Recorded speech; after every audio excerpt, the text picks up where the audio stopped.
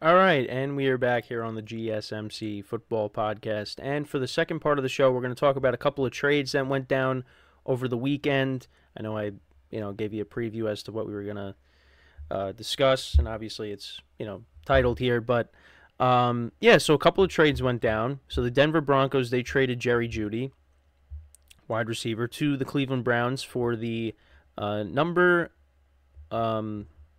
for the 135th overall pick, fifth rounder, and a sixth rounder in the 2024 draft. The trade cannot be finalized until the start of the new league year, which is March 13th. The Broncos will gain additional late round draft picks and save almost $13 million in 2024 salary cap space with the trade.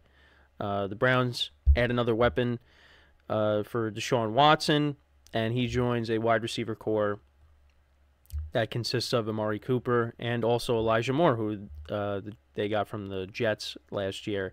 Jeudy was drafted by the Broncos with the 15th overall pick in the 2020 draft and never surpassed the 1,000-yard receiving mark. Broncos had previously picked up Judy's fifth-year option, but now had decided to move on as part of their offseason or their offensive revamp. And, of course, they released Russell Wilson. And you know what? This also could mean that Courtland Sutton is on the trading block. They could end up trading him. But this opens up more opportunities for Marvin Mims, which to take on more significant roles alongside Courtland Sutton. But we'll see if maybe the Broncos end up trading Sutton, and then Marvin Mims becomes that number one receiver. Jeudy gets a fresh start with the Browns in his last year under his rookie contract before potential free agency. Yeah, and I saw a lot of comments that were like, yeah, this doesn't really change anything for the Browns. And listen, Jerry Jeudy was, coming out of college, everyone looked at him as, a lot of people looked at him as being the next, really good receiver.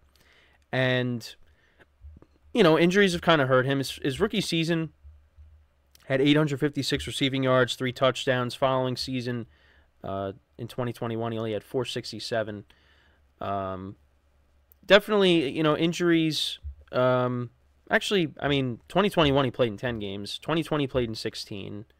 2022, first year with Russ, he played in 15 games, and he had 972 receiving yards and 6 touchdowns. And then in 2023, he played in 16 games, 758 receiving yards and only 2 touchdowns. And now he joins a receiver core that consists of Amari Cooper and Elijah Moore, like I said. And, this was something I said as well, that, I thought the Browns maybe could use another weapon. So, again, you're getting him you gave up 2 late-round picks. So I don't really think, that was a bad trade for the Browns, in my opinion. Like I said, I know on social media all I saw was this doesn't really make them better. But we'll see. It really, I think, is all going to come down to the health of Deshaun Watson. Because it really has not, that trade has not panned out. It really has not. And if he's healthy and he can maybe return to, the Deshaun Watson back with the Texans, where he was looked at as, one of the best quarterbacks in the NFL, then, yeah, I think this trade is going to be even better getting Jeudy. But if you're going to have a season that's similar to 2023, where you're going through quarterbacks like crazy, whether it was P.J. Walker, DTR, Joe Flacco, and then, they brought in Jeff Driscoll just to start the last game of the season, yeah, and then it's going to be a mess again. But, even though that was a mess, the Browns still made the playoffs. But, if Deshaun Watson ends up getting hurt, then maybe, Flacco comes back off his couch and, is the starter again. But I think that's one of the biggest things is Deshaun Watson has to be healthy. And I think, I don't think Judy's a bad receiver, but I think you definitely wanted to see more out of him. There was more expected from him when he came out of college, and that just hasn't happened. So, a healthy Browns offense. The Browns are going to be good if they're healthy. You still got the defense. And on offense, if Deshaun Watson's healthy, Nick Chubb's healthy, to go along with the receiver core and David Njoku, Browns are going to be a good team again. And they were still, winning games despite Deshaun Watson not playing at a high level. So, you add another weapon. Again, I think Jeudy could be okay for them. I'm not expecting him to, just light it up. But, I think giving up 2 late round picks, you're not really risking anything there. We'll see. We'll see what he could do. But again, with the Broncos doing that, could they end up trading Courtland Sutton? I think that's on the table. But we'll see. The Broncos, I'm curious to see what they end up doing. But, yeah, so that's one trade. Then the other trade that was interesting was Mac Jones being traded from the Patriots to the Jaguars. So the Patriots will receive a 2024 sixth-round pick in compensation pending Jones passing a physical and the start of the new league year on Wednesday. Jones grew up in Jacksonville, joins his hometown team as a backup to Trevor Lawrence, who was the first pick in the 2021 draft. Jones is expected to compete with C.J. Beathard to be Lawrence's primary backup. Beathard, who started just one game in his 3 seasons with Jacksonville, is in the final year of a 2-year, $4.5 million contract. Jones had a promising start with the Patriots, earning a Pro Bowl selection as an alternate in his rookie season. However, his production dipped over the next 2 seasons. Impacted by changes in coaching staff and offensive scheme. The Patriots have already moved on from Jones with Bailey Zappi and second-year Nathan Rourke currently on their quarterback depth chart. With this trade, the Patriots gained an additional 6th-round pick, giving them 8 picks overall in the 2024 draft. Yeah, so that was kind of an interesting trade. Again, it's not going to spark a quarterback controversy by any means. But, Mac Jones needed a change of scenery. And, maybe him being a full-time backup, maybe that will help him.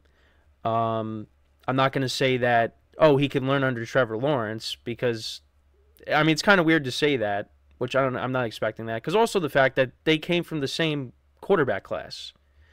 So I don't expect, Trevor Lawrence to take Mac Jones under his wing and, teach him the ropes of being a starting quarterback. That's not going to happen. Mac Jones is being brought in just to be a backup, which I think, I honestly, again, comparing Mac Jones to C.J. Beathard, that's not really, something that's much of a debate. I would probably take Mac Jones over C.J. Beathard. Now, give C.J. Beathard credit. He did win a game last year. He did against the Panthers, but still won a game. But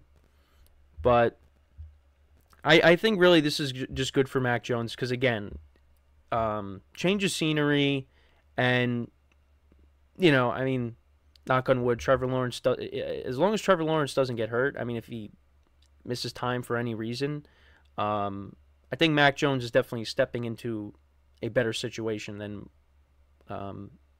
as opposed to with the Patriots. Because, the Jaguars, they got talent on that offense. And not to say the Patriots didn't, but it definitely was lacking in some areas, particularly with wide receivers. And I guess, Ramondre Stevenson is a good running back when he's healthy, but, Travis Etienne is better. The receivers, with Evan Ingram and Christian Kirk, we'll see if they bring back Ridley. Also, Zay Jones has been a productive receiver for them as well. The Jaguars have talent on offense. It's just, last year, I don't know what happened. They just fell apart. Again, like I said, Trevor Lawrence getting hurt really played a role in that towards the end of the year. But, Trevor Lawrence, again, as long, if he doesn't get hurt, if Mac Jones does have to step in at some point, again, it's not like you're in a better situation than you are in New England. It's basically, to make a long story short. But yeah, Mac Jones, like I said, really regressed. His first season was promising. Again, didn't really light it up, but still, I mean, 3,800 yards passing, 22 touchdowns, 13 interceptions. The Patriots made the playoffs. Passer rating of 92.5. But then it slowly went down. Then passed for nearly 3,000 yards, 14 touchdowns, 11 picks, 84.8. And then in 2023, got benched at points during the year. Only had 2,100 yards passing, 10 touchdowns, 12 picks, and a 77 rating. So, yeah, I mean, numbers have just gone down and down and down each year. And, yeah, that kind of just led to him being benched. And, yeah, now he's a Jaguar. So, sorry, I'm trying to hold back a sneeze. Again, that happens at least once on the show. Yeah, I mean, like I said, change of scenery, definitely beneficial for him. And now we'll see what the Patriots end up doing. I mean, they have a top 3 pick, so odds are they're going to take a quarterback. They also, another deal that I didn't mention, but Kendrick Bourne, they re-signed him. I'll get you the specifics on that deal. I'm just going to pull it up really quick. They bring back. Oh, they also brought back Hunter Henry as well. So yeah, they bring back Kendrick Bourne, 3-year deal worth up to $33 million. They also did, like I said, they re-signed Hunter Henry as well. So they did bring back a couple of their weapons. Obviously, Kendrick Bourne's coming off of a torn ACL. But he's been decent for them since he's come over from the 49ers. Let me see where the Hunter Henry deal is. Yeah, so that was a 3-year, $27 million contract. So, they bring back a couple of their weapons. Obviously, there's still more work that needs to be done. Yeah, so they bring back those guys. And, yeah, the Patriots are going to draft a quarterback. Jaden Daniels could be a possibility. J.J. McCarthy, we'll see where he ends up going. Because you figure, there's a lot of talk with Drake May on whether he might fall in the draft or he could go number 2. We'll see. Obviously, Caleb Williams is either going to go 1 or 2. Caleb Williams is definitely not going to be available when the Patriots draft. But I'm curious to see what the Commanders end up doing, or maybe they try to, get the number 1 overall pick from the Bears and they draft Caleb Williams. We'll see. But, and some of the other quarterbacks as well, where they end up going, Bo Nix, Michael Penix. Again, obviously, Caleb Williams, like I said, is going to go 1 or 2. But then it's, Jaden Daniels, Drake May, J.J. McCarthy. We'll see. But you figure the Patriots are definitely going to go with the quarterback. So, also, quick update. This is a guy that Aaron Rodgers wanted the Jets to re-sign, and they did re-sign him. And that is their kicker, Greg Zuerlein. They re-signed him to a 2-year, $8.4 million contract. And he had a solid season with the Jets last year, so they get him back. So that's just more news there as well. So before we go into our next break, just want to remind you guys once again to tip or donate and get your comments recognized. Make sure to go to the following link. That is gsmcpodcast.net. Again, that really helps the show, makes the show more interactive between myself, the host, and you guys, the viewers. Again, that is gsmcpodcast.net. And as always, it is displayed on the ticker on the bottom of the show segment down below.